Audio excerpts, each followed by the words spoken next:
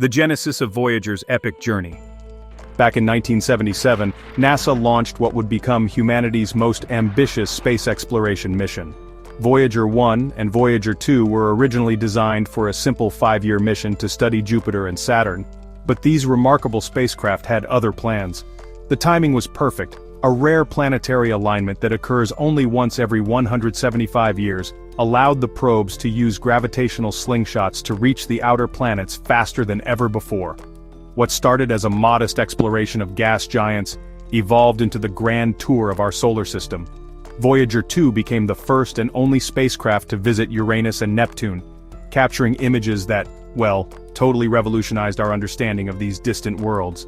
The mission's success exceeded all expectations, with both spacecraft continuing to function decades beyond their planned lifespan. The secret to their longevity lies in their nuclear-powered systems and robust 1970s engineering. While their computers have less processing power than a modern calculator, their reliability has proven unmatched. Today, nearly half a century later, these cosmic pioneers continue transmitting data from the edge of known space, redefining what's possible in space exploration.